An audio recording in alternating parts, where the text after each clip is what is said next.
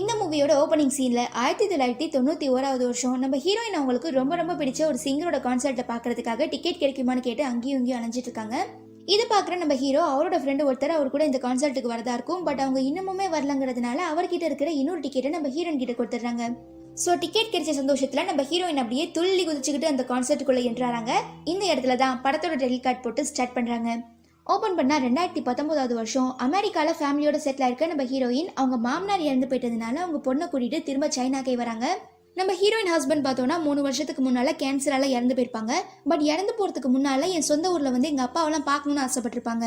ஆனா நம்ம ஹீரோயின் இதுக்கான அரேஞ்ச்மெண்ட்லாம் பண்றதுக்கு முன்னாலேயே ஹீரோயினோட ஹஸ்பண்ட் இறந்து போயிருப்பாங்க. இதை புரிஞ்சுக்காம நம்ம ஹீரோயினோட பொண்ணு அப்பாவோட லாஸ்ட் ஆசையுமே நீங்க நிறைவேற்றல, இப்ப தாத்தா உயிரோட இருந்தப்ப கூட நம்ம யாருமே வந்து அவரை பார்க்க வரல, ஸோ அவங்க மரணத்துக்கு நீங்க தான் காரணம் அப்படிங்கிற மாதிரி கோச்சுக்கிட்டு போயிடுறா. இதுல இருந்து எல்லாருக்கும் புரிஞ்சிருக்கும் நம்ம ஹீரோயினுக்கும் அவங்க பொண்ணுக்கும் எந்த மாதிரியான ஒரு அண்டர்ஸ்டாண்டிங்ல போயிட்டு இருக்குன்னு. தென் நம்ம ஹீரோயினோட மாமனார் இறந்து போயிட்ட விஷயம் தெரியாம அவரை பாக்குறதுக்காக தாய்வான்ல இருந்து ஒரு பையன் வரான். நீங்க யாரு, உங்க பேர் என்ன, எங்க இருந்து வந்திருக்கீங்க, எதுக்காக வந்திருக்கீங்கன்னு கேட்டு தெரிஞ்சுக்கிட்டதுக்கு அப்புறம் தான் நம்ம ஹீரோயினோட பொண்ணுக்கு இப்போ வந்திருக்க இந்த பையன் தன் தாத்தாவோட சின்ன வயசு ஃப்ரெண்டோட பேரங்கிறது தெரியுது. அதாவது நம்ம ஹீரோயின் மாமனாருக்கு சின்ன வயசுல ஒரு ஃப்ரெண்ட் இருந்திருப்பாரு. அவங்களுக்கு 17 வயசா இருக்கும் போது தைவானுக்கு போனவள் தான் திரும்ப தைவான்ல இருந்து வந்திருக்கவே மாட்டாங்க. ஒரு சில வருஷங்களுக்கு முன்னால தைவான்ல இருக்கிற அந்த ஃப்ரெண்டோட பையன் நம்ம ஹீரோயினோட மாமனாரை பாக்குறதுக்காக வந்திருப்பாங்க. இப்போ அவரோட பேரை நம்ம ஹீரோயின் மாமனாரை பாக்குறதுக்காக வரும்போதுதான் இந்த மாதிரி அவர் இறந்து போயிட்டாருங்கிற விஷயம் தெரிய வருது. அப்படியே இவங்க 2 பேரோட தாத்தா இன்னைய வரைக்குமே நல்ல பெஸ்ட் ஃப்ரெண்ட்ஸா இருந்துட்டு இருக்க மாதிரி இவங்க 2 பேருமே கொஞ்ச நேரத்திலேயே நல்ல ஃப்ரெண்ட்ஸ் ஆகிடுறாங்க. அப்போதான் நம்ம ஹீரோயின் பொண்ணு இத்தனை வருஷமா இவங்க தாத்தாவும் அவங்க தாத்தாவும் மாறி மாறி ஒருத்தருக்கு ஒருத்தர் எழுதிக்கிட்ட எல்லா லெட்டர்ஸையுமே காட்டுறா. ஈவன் அந்த பொண்ணு எங்க அப்பா அமெரிக்கால ஒரு பெரிய சைனீஸ் ப்ரொஃபசர், நிறையவே புக்கெல்லாம் எழுதியிருக்காங்கன்னு சொல்லும்போது அந்த பையனுமே எங்க அப்பா ஒரு பெரிய போட்டோகிராஃபர், சைனால இருந்தப்போ வளைச்சு சைனால நிறைய போட்டோஸ்லாம் எடுத்திருந்தாரு, இவர் தான் என்னோட அப்பான்னு சொல்லி நம்ம ஹீரோவோட போட்டோவை காமிச்சு எங்க அப்பா கையில போட்டிருக்க பிரேஸ்லெட் ரொம்பவே யூனிக்கானது, சின்ன வயசுல தெரியாம நான் அதை டாய்லெட்ல போட்டேன், உனக்கு இது மாதிரியான பிரேஸ்லெட் இங்க எங்கேயாவது கிடைக்குமான்னு தெரிஞ்சா என்கிட்ட சொல்லுன்னு கேட்கும்போது தான் நம்ம ஹீரோயினோட பொண்ணு நம்ம ஹீரோயினோட சின்ன வயசு போட்டோவை பார்த்து பயங்கரமா ஷாக் ஆகிடுறா. கட் பண்ணா திரும்ப 1991 வருஷம் நம்ம ஹீரோயின் அவங்களுக்கு ரொம்ப பிடிச்ச சிங்கரோட கான்சர்ட்டை சும்மா வெறித்தனமா என்ஜாய் பண்ணி வாத்தலன்னு சொல்லி பயங்கரமா கத்துறாங்க. கூடவே சேர்ந்து நம்ம ஹீரோவும் ஓ ஓ அப்படின்லாம் சொல்லி பயங்கரமா கத்தி 2 பேரும் தாறுமாறா என்ஜாய் பண்ணிட்டு இருக்கும் போது தான் நம்ம ஹீரோயின் ஒரு படி மேல போய் சேர் மேலாம் ஏறி நின்று கழுத்துல போட்டிருக்க ஸ்கார்ஃப் எடுத்து அப்படியே கையில சும்மா ரிங்குன்னு சுத்தி தலைவான்னு சொல்லி பயங்கரமா அலப்பற கொடுக்குறாங்க. இதை பார்த்ததும் நம்ம ஹீரோ வாவ் பரவாயில்லையே பொண்ணு செம்ம கியூட்டா இருக்கேன்னு சொல்லி போட்டோ எடுத்துடுறாரு. பிகாஸ் நம்ம ஹீரோ ஒரு போட்டோகிராஃபர். தென் கான்சர்ட் எல்லாம் முடிஞ்சதுக்கு அப்புறம் நம்ம ஹீரோயின் ஹீரோ கிட்ட அந்த டிக்கெட்டுக்கான பணத்தை கொடுக்குறாங்க. பட் நம்ம ஹீரோ வேணான்னு சொன்னதும் ஓ அப்படியா ரொம்பவே தேங்க்ஸ், நீங்க என்ன இந்த கான்சர்ட்ல போட்டோ எடுத்ததை நான் பார்த்தேன், ப்ளீஸ் அந்த போட்டோவோட ஒரே ஒரு காப்பியை மட்டும் இந்த அட்ரஸுக்கு சென்ட் பண்ணி வைக்கிறீங்களான்னு சொல்லி அவங்க ஹாஸ்டலோட அட்ரஸை கொடுக்குறாங்க. ஸோ நம்ம ஹீரோவுமே நான் அனுப்பி வச்சிடறேன் பாப்பான்னு சொல்லிட்டு இருக்கும்போது தான் நம்ம ஹீரோயின் அங்கே இருந்து பிக்கப் பண்றதுக்காக நம்ம ஹீரோயின் ஃப்ரெண்டு ஒருத்தன் வரான். இவன் ரொம்பவே முக்கியமான கேரக்டர். இவன் பேரு ஃபேங்கு. ஐயோ நான் இன்னும் ஹீரோயின் பேரையே சொல்லல. ஹீரோயின் பேரு ஆன், ஹீரோ பேரு கியூ. அடுத்த சீன்ல ஹாஸ்பிட்டலுக்கு வந்த நம்ம ஹீரோயின் அவங்களோட பெஸ்ட் ஃப்ரெண்டு கிட்ட இன்னைக்கு நான் கான்சர்ட்ல ஒரு சூப்பரான ஹேண்ட்ஸமான மேனை பார்த்தேன், வாவ் என்ன அழகு தெரியுமா, அவ்வளோ ஒரு அழகான ஸ்மைல் அவருக்கு, அவரெல்லாம் பார்த்தா கண்டிப்பா உன்னால தூங்கவே முடியாது, அவ்வளோ அழகா இருந்தாரு ஸ்மார்ட்டா இருந்தாருன்னு சொல்லி பக்கமா பேசுவோம். நம்ம ஹீரோயின் ஃப்ரெண்டு நீ எதுக்கு தேவையில்லாம அந்த ஆளை பத்தி பேசிட்டு இருக்க, அந்த ஆள் என்ன உனக்கு கல்யாணமா பண்ணிக்க போறான், நம்ம ப்ரொஃபசர் பையன் அதாவது நம்ம ஹீரோயினை பிக்கப் பண்ணிட்டு போனான் இல்லையா சைக்கிள்ல, அவனுக்கு நம்ம ஹீரோயின் மேல பல வருஷமா க்ரஷ் இருக்கும். ஸோ பேசாம நீ அவனை லவ் பண்ணி கல்யாணம் பண்ணிக்கிட்டீங்கன்னா கண்டிப்பா உனக்கு பிரைட்டான ஃபியூச்சர் இருக்கு அப்படிங்கிற மாதிரி நம்ம ஹீரோயின் ஃப்ரெண்ட் அட்வைஸ் பண்றாங்க. அதுவே நம்ம ஹீரோ அவங்க வீட்டுக்கு வந்து பார்க்கும்போது அவங்க கேர்ள் ஃப்ரெண்ட் சும்மா குடிச்சிட்டு தாறுமாறா புலம்பிட்டு இருக்காங்க. ஆக்சுவலா இவங்க தான் நம்ம ஹீரோ கூட அந்த கான்சர்ட்டுக்கு போக வேண்டியதா இருந்திருக்கும். இவங்க வராததுனால தான் அந்த டிக்கெட் நம்ம ஹீரோயின் கைக்கு போச்சு.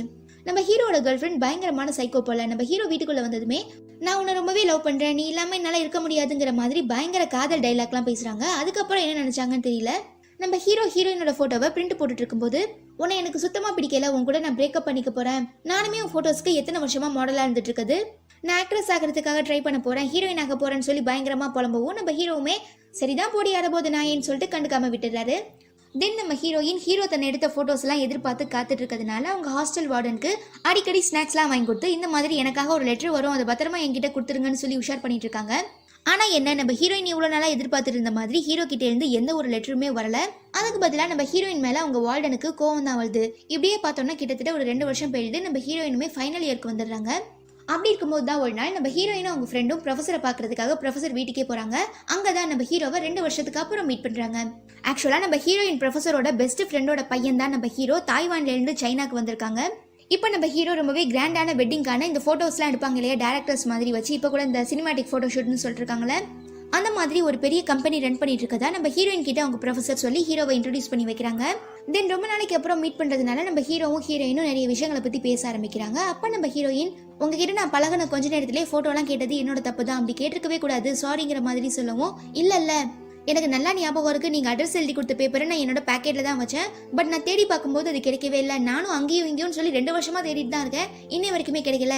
இப்பதான் நம்ம 2 பேரையும் ஒருத்தருக்கு ஒருத்தர் நல்லா தெரிஞ்சிருச்சுல, ஸோ கண்டிப்பா கூடிய சீக்கிரம் அந்த போட்டோவை நான் உங்களுக்கு திரும்ப கொடுத்துட்றேன் அப்படின்னு சொல்லிட்டு இவங்க 2 பேருமே பேசிட்டு போயிட்டு இருக்கும்போது தான் நம்ம ஹீரோ, இன்னைக்கு என்ன நீங்க ரொம்பவே அமைதியான பொண்ணு மாதிரி நடிக்கிறீங்க, அன்னைக்கு ஞாபகம் இருக்கா கான்சர்ட்ல சும்மா சேர் மேல எழுந்து தலைவான்னு சொல்லிட்டு ஸ்கார்ஃப்லாம் எடுத்து சுத்துனீங்களே, இப்போ அந்த பொண்ணு எங்க போனான்னு சொல்லி கேட்கறதுனால நம்ம ஹீரோயினுக்கு பயங்கர வெக்கம் வந்துடுது. அப்படியே நம்ம ஹீரோவும் ஹீரோயினும் ரொம்ப ரொம்ப ரொம்ப க்ளோஸ் ஆகிடுறாங்க. அதுக்கப்புறம் ஒரு நாள் நம்ம ஹீரோயினை அவரோட ஸ்டூடியோக்கு கூட்டிட்டு வந்து அந்த கான்சர்ட்ல நம்ம ஹீரோயின் எடுத்த போட்டோவை காட்டுறாங்க. அதை பார்க்குற நம்ம ஹீரோயினுக்கு அவ்வளோ சந்தோஷம், ஏன்னா அந்த போட்டோ பார்க்க அவ்வளோ அழகா வந்திருக்கு. அப்போதான் நம்ம ஹீரோ இந்த கல்யாணத்துலலாம் வாழ்த்து மடல்னு சொல்லுவாங்க இல்லையா, கிரீட்டிங் கார்டு மாதிரி, இப்போதான் வந்து கிரீட்டிங் கார்டு, அப்புறம் நம்ம தேவைப்பட்டுச்சுன்னா கூகுள்ல இருந்து டவுன்லோட் பண்ணி எடுத்துக்கலாம், அப்படியும் இல்லைன்னா புக்கு அது இதுன்னா இருக்கு, பட் அந்த காலத்துலலாம் அதெல்லாம் கிடையாது இல்லையா. ஸோ நம்ம ஹீரோயின் கிட்ட நீ எனக்கு இந்த மாதிரி வாழ்த்து மடல்லாம் எழுதி கொடுக்க முடியுமா, அப்படின்னு எழுதி கொடுத்தீங்கன்னா உனக்கு நான் நிறையவே சேலரிலாம் தரேன் அப்படின்னு சொல்லவும் நம்ம ஹீரோயினுமே இந்த டீலிங்க்கு ஒத்துக்கிறாங்க. பணத்துக்காக மட்டும் இல்லை, நம்ம ஹீரோயினுக்கு ஹீரோவை ரொம்பவே பிடிச்சு போயிருக்கும். ஸோ எப்படியாவது நம்ம ஹீரோ கூட ரொம்பவே க்ளோஸ் ஆகணுங்கிறதுனால நம்ம ஹீரோ கேட்டுக்கிட்ட மாதிரியே ரொம்பவே ரொமான்டிக்காக உணர்ச்சி பூர்வமாக காதல் பெருக பெருக அப்படியே கோட்ஸாக எழுதி தள்ளுறாங்க. ஸோ திருட்டுத்தனமாக நம்ம ஹீரோக்கு ஹாஸ்டல்ல இருந்து கால் பண்ணி நீங்கள் சொன்ன எல்லா கோட்ஸையுமே நான் எழுதி முடிச்சிட்டேன், எப்போ நான் உங்களுக்கு அனுப்பி வைக்கணும்னு கேட்கும்போது, ஹலோ நான் ஹீரோவோட ஒய்ஃப் பேசுகிறேன், இப்போ நம்ம ஹீரோ குளிச்சிட்டு இருக்காரு, அவர் குளிச்சு முடிச்சதுக்கு அப்புறம் நானே உங்களுக்கு கால் பண்றேன்னு சொல்லி ஒரு வாய்ஸ் கேட்குது. இதை கேட்குற நம்ம ஹீரோயினுக்கு அப்படியே ஹார்ட் அட்டாக்கே வந்துடுது. பாவம் நம்ம ஹீரோயின் ஹீரோ கேர்ள் ஃப்ரெண்ட் கொடுத்த ஷாக்ல அப்படியே அதிர்ச்சியாகி உடஞ்சு போயிடுறாங்க. ஆக்சுவலாக நம்ம ஹீரோ கேர்ள் ஃப்ரெண்ட் 2 வருஷத்துக்கு முன்னாடியே பிரேக்கப்னு சொல்லிட்டு போயிருக்கோம் இல்லையா, அப்பவே நம்ம ஹீரோ இதை தண்ணி தெளிச்சு விட்டுருப்பாரு. இப்போ என்னன்னு தெரியல, திடீர்னு ஹீரோ கிட்ட வந்து நான் உன்னை லவ் பண்றேன், நம்ம 2 பேரும் கல்யாணம் பண்ணிக்கலாம், உங்க அப்பாவுக்கு ரொம்பவே உடம்பு சரியாம போயிட்டு இருக்கு, ஸோ கண்டிப்பா இப்போ நீ கல்யாணம் பண்ணிக்கிட்டா மட்டும்தான் உங்க அப்பாவை பத்திரமா பாத்துக்க முடியுங்கிற மாதிரி பிட்டெல்லாம் போடவும் நம்ம ஹீரோ அதெல்லாம் கண்டுக்கிறதாவே இல்லை. அதுவே இங்க நம்ம ஹீரோயின் ஹீரோ தன்னை இத்தனை வருஷமா உண்மையை சொல்லாம ஏமாத்திட்டாருங்கிற கோபத்துல ஹீரோக்காக எழுதின எல்லா கோட்ஸையுமே லெட்டர்ல அனுப்பி வச்சுட்டு படிப்பெல்லாம் முடிஞ்சதுனால தன்னோட சொந்த ஊருக்கே போயிடுறாங்க. அதாவது 1994 வருஷம். இப்போ நம்ம ஹீரோயினுக்கு படிப்பெல்லாம் முடிஞ்சதுனால அவங்க வீட்டில் மாப்பிள்ளை பார்த்து கல்யாணத்துக்கு பேச ஆரம்பிக்கிறாங்க. இதுல இருந்து தப்பிக்கிறதுக்காக நம்ம ஹீரோயின் உடனே அவங்க பெஸ்ட் ஃப்ரெண்டுக்கு கால் பண்ணி ஏதாவது ஐடியா இருந்தா கேட்கும்போது தான், இப்போ நீ எனக்கு கால் பண்ணி பேசிட்டு இருக்கிறதுனால எந்த ஒரு யூஸுமே இல்லை, ஸ்ட்ரைட்டா நம்ம ப்ரொஃபசர் பையனுக்கு, அதாவது ஒன்று பல வருஷமா ஒருத்தன் லவ் பண்ணிட்டு இருக்கானே அவனுக்கே கால் பண்ணி இந்த மாதிரி எனக்கு ஏதாவது பீஜிங்ல ஜாப் ரெடி பண்ணி கொடுன்னு கேட்டா கண்டிப்பா அவன் உனக்காக பண்ணி கொடுப்பாங்கிற மாதிரி எல்லாம் சொல்லவும் நம்ம ஹீரோயினுமே அவங்க ப்ரொஃபசர் பையனை காண்டாக்ட் பண்றாங்க. ஈவன் அவங்களுமே நம்ம ஹீரோயினோட பெஸ்ட் ஃப்ரெண்ட் சொன்ன மாதிரி ஹீரோயினுக்காக ஒரு நியூஸ் பேப்பர் கம்பெனில பார்ட் டைமா ஜாப் வாங்கி கொடுக்குறாங்க. அதே நேரம் ப்ரொஃபசரோட பையனுக்கு இப்போ ஒரு பெரிய கம்பெனில வேலை கிடைச்சதுனால ஃப்ரெண்ட்ஸ் எல்லாருக்குமே பார்ட்டி வைக்கிறான். அந்த பார்ட்டியை முடிச்சுட்டு நம்ம ஹீரோயின் திரும்ப ஹாஸ்டலுக்கு வரும்போது தான் அவங்க வார்டன் உங்களுக்கு கால் வந்ததுன்னு சொல்லி டீடைல் பண்ணி கொடுக்குறாங்க. அது வேற யாரும் இல்லை, நம்ம ஹீரோ தான். நம்ம ஹீரோக்கு ஹீரோட கேர்ள் ஃப்ரெண்ட் ஹீரோயின் கிட்ட என்ன பேசினாங்கிறது நல்லாவே தெரியும். ஸோ அதுக்காக சாரி கேட்டுட்டு அது ஒரு மென்டல் அப்படிதான் ஏதாவது பெணாத்திட்டே இருக்கும், ப்ளீஸ் எனக்கு ஒரே ஒரு சான்ஸ் கொடு, என்னை வந்து ஒரே ஒரு டைம் மீட் பண்ணு, நான் நடந்த எல்லா விஷயங்களையுமே உங்ககிட்ட தெளிவாக சொல்கிறேன், அது மட்டும் இல்லாமல் இப்போ என்னோட கம்பெனி ரொம்ப பெரிய அச்சீவ்மெண்ட்லாம் பண்ணிட்டு இருக்கு, அதுக்காக ஒரு செலிப்ரேஷன் அரேஞ்ச் பண்ணியிருக்கேன், ப்ளீஸ் அதுக்கு நீ கண்டிப்பாக வரணும், உனக்காக நான் காத்துட்டு இருப்பேன் அப்படின்னு சொல்லி அட்ரஸ்லாம் சொல்லிடுறாங்க. ஸோ நம்ம ஹீரோயினுமே ஹீரோ மேலே இருந்த எல்லா கோவத்தையும் விட்டு கொடுத்துட்டு ஹீரோக்காக அந்த செலிப்ரேஷன்லையுமே வந்து ஜாயின் பண்ணிக்கிறாங்க. அதுக்கப்புறம் நம்ம ஹீரோயின் ஹீரோக்காக கோட்ஸ்லாம் எழுதி கொடுத்தாங்க இல்லையா, அதுக்கான பணம் கொடுக்குறாங்க. பட் நம்ம ஹீரோயின் இதெல்லாம் பார்த்து செம்மையா காண்டாகி, ஸோ உங்களுக்கு என்ன பிடிக்கல, நான் எழுதின கோட்ஸ் தான் பிடிச்சிருக்கு, அதனால தான் என்னை திரும்ப பார்க்கணும்னு ஆசைப்பட்டிருக்கீங்க, கரெக்டு தானே அப்படின்னு கேட்கவும் நம்ம ஹீரோக்கு என்ன சொல்றதுன்னே தெரியல, அமைதியாக உட்காந்துடுறாரு. ஒரு வார்த்தைக்கு கூட அப்படிலாம் இல்லைன்னு சொல்லலையேன்னு சொல்லிட்டு நம்ம ஹீரோயின் செம்மையா காண்டாகி அங்கே இருந்து ஹேண்ட்பேக்கை தூக்கிட்டு கிளம்பிடுறாங்க. ஆனா என்னம்மா நீ எல்லாத்துக்குமே பொஸ்க்குன்னு கோச்சிக்கிறேன்னு சொல்லிட்டு நம்ம ஹீரோவுமே பின்னால ஓடி போய் ஹீரோயினை ஃபாலோ பண்ணி ஃபைனலா அப்படி இப்படின்னு சொல்லி ஒரு வழியா நம்ம ஹீரோயினை காம்ப்ரமைஸ் பண்ணி சரக்கடிக்கிறதுக்காக ஒரு பார்க்கு கூட்டிட்டு போறாரு. அங்க நம்ம ஹீரோயின் உங்க ஃபேமிலியை பத்தி சொல்லுங்கன்னு ஹீரோ கிட்ட கேட்கும் போதுதான், எங்க அம்மா நான் சின்ன பையனா இருக்கும் போதே இறந்து போயிட்டாங்க, எனக்கு ஒரு அண்ணன் இருக்கான், பட் இருக்கான்னு தான் பேரு, டெய்லி ஏதாவது கோளாறு பண்ணிட்டே இருப்பான், அப்புறம் எங்க அப்பாவுக்கு ரீசெண்டா தான் உடம்பு சரியாம போய் வாதம் அடிச்சு போயிடுச்சு, அவரால் எழுந்திரிச்சு கூட நடக்க முடியாது, அதனால தான் எங்க அப்பா என்னை சீக்கிரமா கல்யாணம் பண்ணி குழந்தைங்கலாம் பெற்றுக்க சொல்லி ரொம்பவே ஃபோர்ஸ் பண்றாங்க, பிகாஸ் எங்க அப்பாவுக்கு எங்க அண்ணன் மேல சுத்தமா நம்பிக்கை இல்லை, அதனால அவர் உயிரோட இருக்கும்போதே நான் சந்தோஷமா இருக்கிறத பார்க்கணும்னு சொல்லி ரொம்பவே ஆசைப்பட்டு இருக்காருங்கிற மாதிரி எல்லா விஷயத்தையுமே நம்ம ஹீரோயின் கிட்ட சொல்றாங்க. அப்படியே இவங்க 2 பேரும் ரொம்பவே சந்தோஷமா சரக்கடிச்சிட்டு நம்ம ஹீரோயினை திரும்ப ஹாஸ்டல்ல விடுறதுக்காக போகும்போது தான் என்ட்ரன்ஸ் வரைக்கும் போன நம்ம ஹீரோயின் அகைன் ஹீரோவை வந்து ஹக் பண்ணி கிஸ்லாம் பண்ணிட்டு திரும்ப ஹாஸ்டலுக்குள்ள போறாங்க. சிம்பிளா சொல்ல போனோம்னா நம்ம ஹீரோவும் ஹீரோயினும் ஒருத்தரை ஒருத்தர் உண்மையா லவ் பண்ண ஸ்டார்ட் பண்ணிடுறாங்க.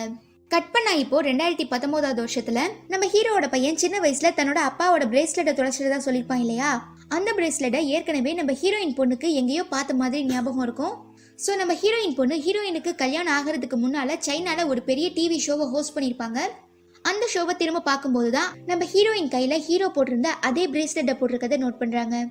அடுத்த சீன்ல 1994 வருஷம் நம்ம ஹீரோயின் பார்ட் டைமா வேலை பார்த்துட்டு இருந்த அந்த நியூஸ் பேப்பர் கம்பெனிலேயே இப்போ நம்ம ஹீரோயினுக்கு ஃபுல் டைம் ஜாப் கிடைச்சிருது. பட் இந்த விஷயத்த ஏற்கனவே தெரிஞ்சுக்கிட்டு நம்ம ஹீரோயினுக்கு சர்ப்ரைஸ் கொடுக்கறதுக்காகவே நம்ம ஹீரோயினுக்கு ரொம்பவே பிடிச்ச அந்த சிங்கரோட ஒரு புது ஆல்பம் ரிலீஸ் ஆகிருக்கும்.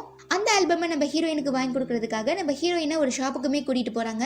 ஆனா நம்ம ஹீரோயின் அந்த சீடியை வாங்கிக்கிட்டது மட்டும் இல்லாம அந்த சிங்கரோட போஸ்டர் அங்க இருக்கிறத பார்த்து பயங்கரமா ஆசைப்படுறாங்க. பட் அந்த கடைக்காரன் தரவே முடியாதுன்னு சொல்லவும் நம்ம ஹீரோ அதுக்காக நிறையவே செலவு பண்ணி நம்ம ஹீரோயினுக்கு ஃபைனலா அந்த போஸ்டரையுமே வாங்கி கொடுத்துட்றாரு. இப்போ நம்ம ஹீரோயினுக்கு அழகான பாய் ஃப்ரெண்ட், அவங்களுக்கு ரொம்பவே பிடிச்ச சிங்கரோட புது ஆல்பம், பத்தாவதுக்கு போஸ்டர்லாம் கிடைச்ச சந்தோஷத்துல நம்ம ஹீரோவை விட்டு பிரிய மனசே வரல. நான் போகணுமா அப்படின்னு சொல்லி கியூட்டா கேட்டுக்கிட்டே நம்ம ஹீரோவை அழகா சுத்தி வராங்க. நம்ம ஹீரோவும் சரி நீ போயிட்டு வாமா, நம்ம நாளைக்கு மீட் பண்ணலாம் அப்படின்னு சொல்லிட்டு ஹீரோயினை அவங்க ஹாஸ்டல் வரைக்குமே அனுப்பி வச்சுட்டு வராங்க. கட் பண்ண அடுத்த நாள் காலையில நம்ம ஹீரோயின் கிட்ட ஹீரோட அசிஸ்டன்ட் ஒரு மொபைல வந்து கொடுக்குறாங்க. என்னன்னா நம்ம ஹீரோட அப்பாவுக்கு ரொம்பவே உடம்பு சரியாம போயிடும். அவரை பார்த்துக்க வேற யாருமே இல்லைங்கிறதுனால நம்ம ஹீரோ உடனே அங்க போய் ஆகணுங்கிற மாதிரி சுச்சுவேஷன் வந்துடும். இதனால நம்ம ஹீரோ நான் இங்க இல்லைன்னு நினைச்சு நீ எதுவும் கவலைப்படாத, உன்னோட ஜாப்ல நீ பயங்கரமா கான்சென்ட்ரேட் பண்ணு, உன்னை பாக்குறதுக்காக எப்படியும் நான் திரும்ப விண்டர் சீசனுக்கு வந்துடுவேன், அதுக்குள்ள உனக்கு ஏதாவது எமர்ஜென்சினா என்னை காண்டாக்ட் பண்ண இந்த செல்போனை யூஸ் பண்ணுன்னு சொல்லிட்டு ஒரு மொபைல் போனையுமே கொடுத்துட்டு அங்கே இருந்து தைவானுக்கு கிளம்பி போயிடுறாங்க. தென் ரொம்பவே உடம்பு சரியாம இருக்க நம்ம ஹீரோட அப்பா, இப்படியே நீ எத்தனை நாள் தான் இருக்க போற, ப்ளீஸ் ஒரு பொண்ணை பார்த்து கல்யாணம் பண்ணிக்கோ, நான் இறந்து போறதுக்குள்ள என் 2 பசங்கள யாராவது ஒருத்தருக்கு கல்யாணம் பண்ணி அவங்க ஃபேமிலியோட சந்தோஷமா வாழ்றதை நான் பார்க்க ஆசைப்படுறேன் அப்படின்னு சொல்லவும் நம்ம ஹீரோக்கு ஹீரோனை பத்தின எல்லா தாட்ஸுமே வர ஆரம்பிக்குது. பட் நம்ம ஹீரோ ஒரு வேளை ஹீரோனை கல்யாணம் பண்ணிக்கிட்டா ஹீரோயினுமே இங்க தைவானுக்கு வர மாதிரி தான் இருக்கும். ஸோ நம்ம ஹீரோயினுக்கு இந்த மாதிரி ஃபேமிலி, மாமனாரை பார்த்துக்கணும், குழந்தைங்களை பார்த்துக்கணும், ஹஸ்பண்டை பார்த்துக்கணுங்கிற மாதிரியான கமிட்மெண்ட்ஸ்லாம் வந்துச்சுன்னா கண்டிப்பாக ஹீரோயினால அவங்க கெரியர்ல கான்சென்ட்ரேட் பண்ண முடியாது, அவங்க ஆசைப்பட்ட விஷயங்களை சாதிக்க முடியாதுங்கிறதுமே நம்ம ஹீரோக்கு நல்லா புரிய வருது. இதனால ரொம்பவே கன்ஃபியூஸ் ஆகிற நம்ம ஹீரோ அடுத்து என்ன பண்ணுறதுன்னு தெரியாமல் பயங்கரமாக முழிச்சிட்டு இருக்கும்போது தான் நம்ம ஹீரோவோட பழைய கேர்ள் ஃப்ரெண்ட் நம்ம ஹீரோவோட அப்பாவை மீட் பண்ணி, நானும் உங்கள் பையனும் சைனாவில் அப்படி லவ் பண்ணோம், இப்படி லவ் பண்ணோம், இங்கே பாருங்க நாங்கள் எடுத்துக்கிற ஃபோட்டோ, நாங்கள் 2 பேரும் தான் கல்யாணம் பண்ணிக்க போகிறோம் அப்படி இப்படின்லாம் சொல்கிறதுனால நம்ம ஹீரோ அப்பா மனசில் இவ தான் நம்ம மருமகங்கிறது ஃபிக்ஸ் ஆகிடுது. அதாவது ஒரு சில கேரக்டர்லாம் சொல்லுவாங்க இல்லையா, அவங்களும் நல்லா இருக்க மாட்டாங்க, நல்லா இருக்கவங்கள பார்த்து பயங்கரமாக காண்டாகி அவங்களையும் நல்லா இருக்க விட மாட்டாங்கன்னு சொல்லி அந்த மாதிரியான கேரக்டர் தான் நம்ம ஹீரோவோட பழைய கேர்ள் ஃப்ரெண்டுமே. எங்க நம்ம ஹீரோவை கழட்டி விட்டதுக்கு அப்புறம் ஹீரோ ரொம்பவே சந்தோஷமா இருந்துருவானோ அப்படிங்கிற பயத்துல தான் திரும்ப நம்ம ஹீரோ கூட மிங்கிள் ஆகிறதுக்காக பிட்டெல்லாம் போட்டுட்டு இருக்காங்க. இதுக்கப்புறம் ஹீரோ தன்னை பார்க்க வருவாரா வரமாட்டாரான்னு சொல்லி நம்ம ஹீரோயின் பயங்கர கவலையில இருக்கும்போது தான் நம்ம ஹீரோயினை பார்க்கறதுக்காக ஹீரோ அவங்க ஆஃபீஸ் கிட்ட வராங்க. பட் நம்ம ஹீரோயின் கிட்ட பேச தைரியம் இல்லாம அங்கே இருந்து ஓடிடுறாரு. பட் அப்படி இப்படின்னு ஒரு வழியா நம்ம ஹீரோயின் ஹீரோவை ஃபாலோ பண்ணி அவர் தங்கியிருக்க ரூம்குள்ளேயுமே போயிடுறாங்க. ஆனா நம்ம ஹீரோ எதையுமே தெளிவா சொல்லாம நம்ம 2 பேருக்கும் செட் ஆகாது, நீ உன் வேலையை பாரு, நான் என் வேலையை பாரு, இதோட நம்ம பிரேக்கப் பண்ணிப்போம் அப்படிங்கிற மாதிரி சொல்லவும் பாவம் நம்ம ஹீரோயின், இவ்வளோ நாட்களுக்கு அப்புறம் என்ன பார்க்கறதுக்காக திரும்ப வந்திருக்கீங்க, ஏன் இப்படி பேசுறீங்க, என்ன பிரச்சனைன்னு சொன்னா தானே தெரியும், இதுக்கான சொல்யூஷனை நம்மளால கண்டுபிடிக்க முடியும், அதெல்லாம் விட்டுட்டு இப்படி ஸ்ட்ரைட்டா பிரேக்கப்னு சொன்னா நான் என்ன பண்ணுவேன், ப்ளீஸ் என்ன நடந்துச்சுங்கிறத சொல்லுங்க, நம்ம 2 பேரும் இதுக்கு ஒரு சொல்யூஷன் கண்டுபிடிக்கலாங்கிற மாதிரி ரொம்பவே கெஞ்சுறாங்க. எங்கள் அப்பா ரொம்பவே உடம்பு சரியாமல் இருக்காரு, அவரை பார்த்துக்க வேண்டிய முழு பொறுப்புமே இப்போ என்கிட்ட தான் இருக்குது, எங்கள் அண்ணனை பற்றி ஏற்கனவே நான் உங்ககிட்ட சொல்லியிருக்கேன், அது மட்டும் இல்லாமல் என் பிஸ்னஸ் பார்ட்னர் எனக்கு கொடுக்க வேண்டிய ஷேர் எதையுமே கொடுக்காம 2 வருஷமாக என்னை ஏமாத்திட்டு இருக்கான். ஸோ இப்போ நான் கண்டிப்பாக தைவானுக்கு திரும்ப போய் ஆகணுங்கிற ஒரு சுச்சுவேஷனில் இருக்கேன். ஒருவேளை காதல் தான் முக்கியம்னு சொல்லி உன்னை நான் தைவானுக்கு கூட்டிகிட்டு போனால் கண்டிப்பாக நான் கஷ்டப்படுறது மட்டும் இல்லாமல் நீயும் தான் என் கூட சேர்ந்து கஷ்டப்படணும். இப்போ உனக்கு உன் லைஃப்பில் கிடைச்சிருக்கிறது ஒரு நல்ல ஆப்பர்ச்சுனிட்டி, அதை பயன்படுத்திக்கிட்டு உன் வாழ்க்கையில் முன்னேற பாருங்கிற மாதிரி பயங்கரமாக சொல்லவும் நம்ம ஹீரோயினுக்கு என்ன சொல்கிறதுனே தெரியல. இதுக்கப்புறம் உங்களை நான் எக்காரணத்தை கொண்டு ஃபோர்ஸ் பண்ண மாட்டேன் அப்படிங்கிற மாதிரி அங்கேருந்து அழுதுகிட்டே போயிடுறாங்க. ஆனால் மனசு கேட்காத நம்ம ஹீரோயின் அடுத்த நாள் காலையில் நம்ம ஹீரோ திரும்ப தைவானுக்கு போகிறதுக்காக ஏர்போர்ட்டுக்கு வரும்போது அங்கே நம்ம ஹீரோவை மீட் பண்ணி, ப்ளீஸ் என்னை இங்கே தனியாக விட்டுட்டு போகாதீங்க, உங்களுக்கு இருக்கிற பிரச்சனையை நம்ம 2 பேரும் ஒன்றா சேர்ந்து சால்வ் பண்ணலாம், அதுக்கப்புறம் இப்போ இருக்கிற மாதிரியே ஒருத்தர் உண்மையாக லவ் பண்ணிட்டு சந்தோஷமாக ஃபேமிலி குழந்தைங்கன்னு வாழலாம், ப்ளீஸ் என்னை விட்டுட்டு போகாதீங்கன்னு சொல்லும்போது எல்லா விஷயங்களுமே சொல்லும்போது ஈஸியாக இருக்கலாம், பட் நடைமுறையில் அதெல்லாம் சாத்தியமே இல்லைன்னு சொல்லும்போது நம்ம ஹீரோயின், அப்போ திரும்ப என்னை மீட் பண்ணுறதுக்காக இங்கே வந்துடாதீங்க, அப்படி நீங்கள் வந்தாலும் நான் உங்ககிட்ட கண்டிப்பாக பேச மாட்டேன் அப்படின்னு சொல்லி கோச்சிட்டு அங்கேருந்து அழுதுட்டு போயிடுறாங்க. கட் பண்ணால் நம்ம ஹீரோயினோட லவ் விஷயத்தை பற்றி தெரிஞ்சுக்கிறதுக்காக நம்ம ஹீரோயினோட பொண்ணு ஹீரோட பையன் கூட சேர்ந்து தைவானுக்கு போகிறா. அப்படியே நமக்கு திரும்ப ஃபார்வர்டாக போய் 1995 வருஷத்தில் காட்டுறாங்க. நம்ம ஹீரோயின் அவங்க ப்ரொஃபஸரை பார்க்கறதுக்காக அவங்க வீட்டுக்கு போயிருக்கும்போது அப்போ கரெக்டாக தைவானில் இருக்கிற நம்ம ஹீரோ அப்பா கிட்ட இருந்து ப்ரொஃபஸருக்கு லெட்டர் வருது. அந்த லெட்டர்ல இப்பதான் ரீசெண்டா என் பையனுக்கு 6 மாசத்துக்கு முன்னால கல்யாணம் ஆச்சு, என் மருமக இப்ப பிரெக்னெண்டா இருக்கா, இதுதான் என் பையனோட மேரேஜ் போட்டோன்னு சொல்லி அதுல நம்ம ஹீரோவோட வெட்டிங் போட்டோவுமே இருக்கு. அந்த போட்டோவை பார்த்ததும் நம்ம ஹீரோயின் அப்படியே மனசுடைஞ்சு போயிடுறாங்க. நம்ம ஹீரோயினும் ஹீரோவும் லவ் பண்ண விஷயம் நம்ம ஹீரோவோட ஃப்ரெண்டுக்கு தெரியும். அதனால நம்ம ஹீரோயினை தனியா கூட்டிட்டு போய் நமக்கு பிடிச்ச நாம ஆசைப்பட்ட நம்ம எதிர்பார்க்கிற விஷயங்கள் மட்டும்தான் வாழ்க்கையில நடக்கணும்னு ஆசைப்பட்டோம்னா நம்மள மாதிரி ஒரு முட்டாள் இந்த உலகத்துல இருக்கவே முடியாது. சோ இன்னைக்கு நமக்கு நியூ இயர், பழைய விஷயங்கள் எல்லாத்தையுமே தூக்கி போட்டுட்டு புதுசா ஒரு வாழ்க்கையை ஆரம்பி. அந்த வாழ்க்கை நீ ஆசைப்பட்ட மாதிரி இருக்கணும்னு நினைக்காத, அந்த வாழ்க்கை எப்படி இருக்கணும்னு ஆசைப்படுதோ அந்த மாதிரி நீ உன்னையே மாத்திக்கோன்னு சொல்லவும் நம்ம ஹீரோயினுமே இதை புரிஞ்சுக்கிட்டு நம்ம ஹீரோ கொடுத்த அந்த செல்போனை தூக்கி போட்டுட்டு பழைய விஷயம்லாம் என்னை விட்டு போங்க, புது விஷயம் மட்டும் என்கிட்ட வாங்க அப்படின்னு சொல்லி பயங்கரமா கத்துறாங்க.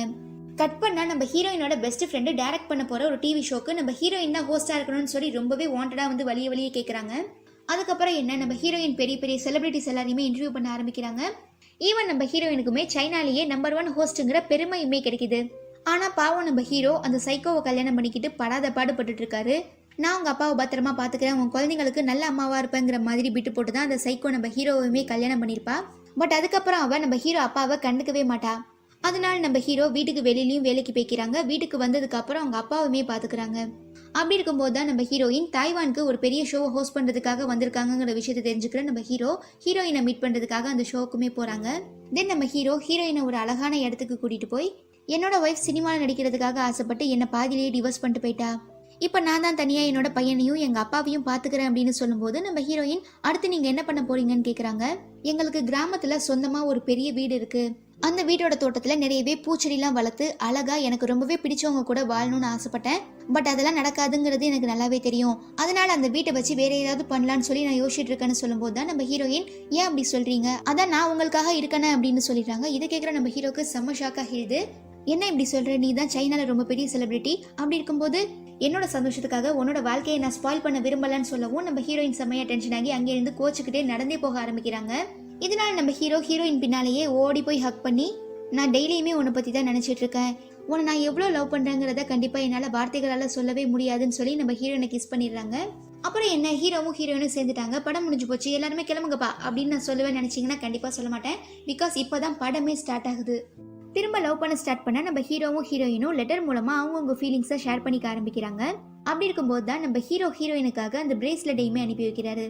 அதுக்கப்புறம் கொஞ்ச நாள் கழிச்சு நம்ம ஹீரோ அவரோட பழைய ஃப்ரெண்ட்ஸ் எல்லாரையுமே மீட் பண்ணி நம்ம ஹீரோ கிராமத்துல அவருக்கு ஒரு பெரிய வீடு இருக்குன்னு சொன்னார் இல்லையா, அந்த வீட்டை ஒரு ஆன்டிக் ரெஸ்டாரண்டா மாத்துறதுக்காக பெர்மிஷன்லாம் வாங்கி ரொம்பவே சக்சஸ்ஃபுல்லா ஒரு பிசினஸ் டீலையுமே முடிச்சுட்டு நம்ம ஹீரோயினுக்குமே செம்மையா ட்ரீட் வச்சு உனக்காக நான் என்ன பண்ண வேணா ரெடியா இருக்கேன், எனக்காக நீ என் அப்பாவுக்கு ஒரு நல்ல மருமகளா இருக்கணும், என்னோட 3 வயசு பையனுக்கு ஒரு நல்ல அம்மாவா இருக்கணும், எனக்கு ஒரு நல்ல ஒய்ஃபா இருக்கணும், சின்ன குடும்பம், சின்ன வீடு, சின்ன கார்னு சொல்லி நம்ம எல்லாருமே சந்தோஷமா இருக்கலாம், ப்ளீஸ் என்னை கல்யாணம் பண்ணிக்க உனக்கு விருப்பம் இருக்கான்னு கேட்கவும் நம்ம ஹீரோயினுமே ஓகேன்னு சொல்லிடுறாங்க.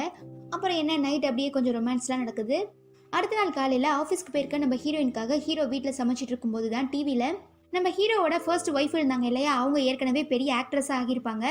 பட் தனக்கு கல்யாணம் ஆகிடுச்சு, குழந்தை இருக்குங்கிற விஷயத்தையே மீடியா கிட்ட இருந்து மறைச்சிருப்பாங்க.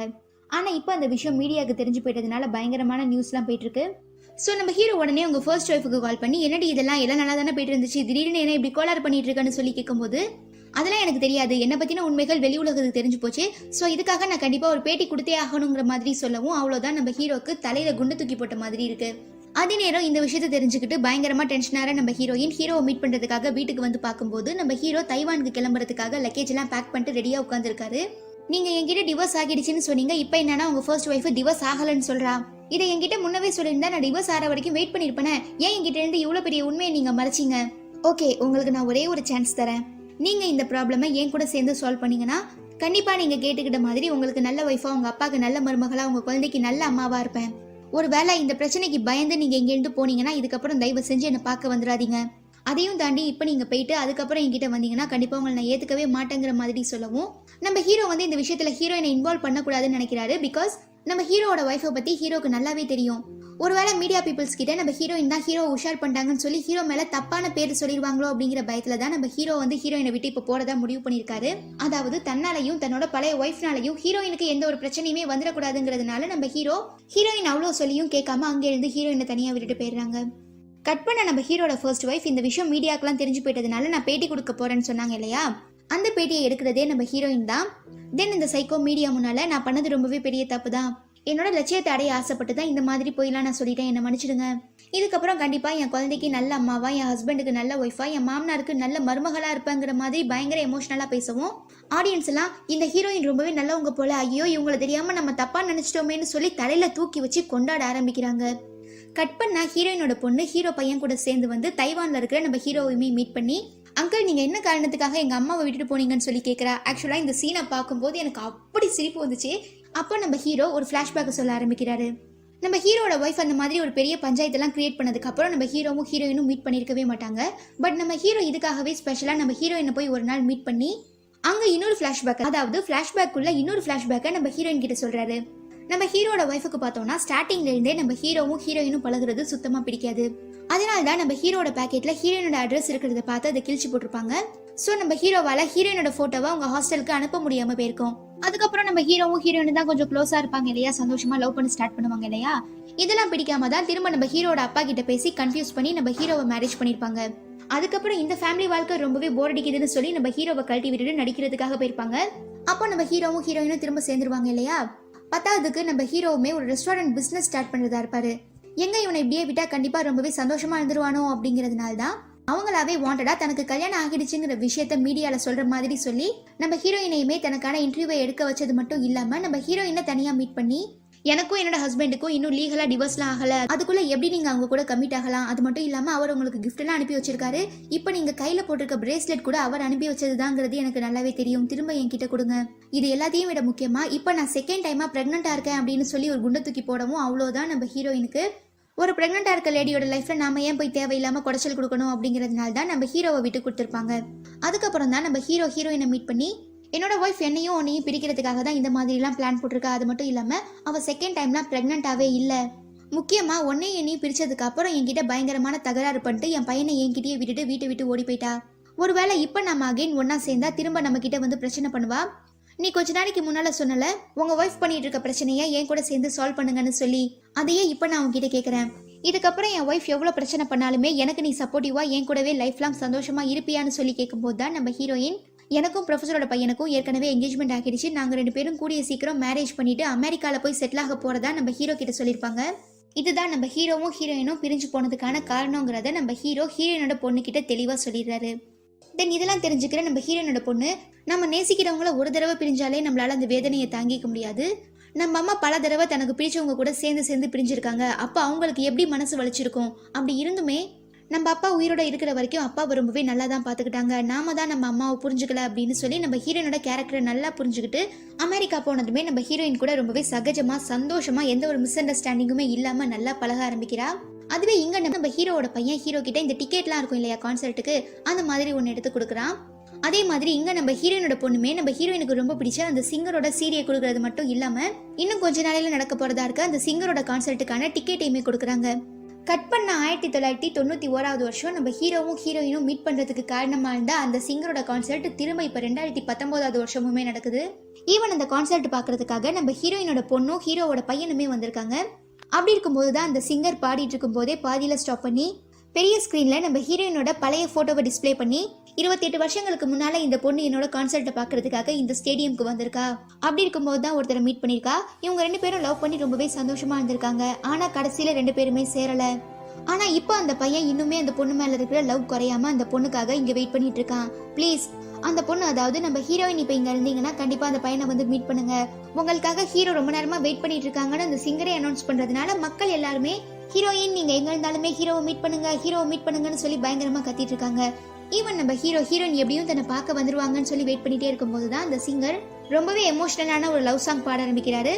அப்படியே நம்ம ஹீரோக்கு ஹீரோயினை மீட் பண்ணது, அவங்க கூட பழகுனது, அவங்க கூட சண்டை போட்டு பிரிஞ்சது, திரும்ப ஒன்னா சேர்ந்தது, திரும்ப பிரிஞ்சதுன்னு சொல்லி எல்லா விஷயங்களுமே ஞாபகம் வர ஆரம்பிக்குது. ஆனா என்ன, இன்னும் நம்ம ஹீரோயின் தான் அந்த இடத்துக்கு வரல. சோ நம்ம ஹீரோயின் பொண்ணு ஹீரோயினுக்கு கால் பண்ணி, அம்மா எங்கம்மா இருக்கீங்க, சீக்கிரம் வாங்கம்மான்னு சொல்லி கதறவும் நம்ம ஹீரோயின் இந்த சிங்கர் பாடிட்டு இருக்க அதே பாட்டை ரொம்பவே சோகமா பாடுறாங்க. அப்பதான் நம்ம ஹீரோயின் பொண்ணுக்கு நம்ம ஹீரோயினுமே இன்னும் அந்த கான்சர்ட்ல தான் இருக்காங்கிற விஷயம் புரிய வருது.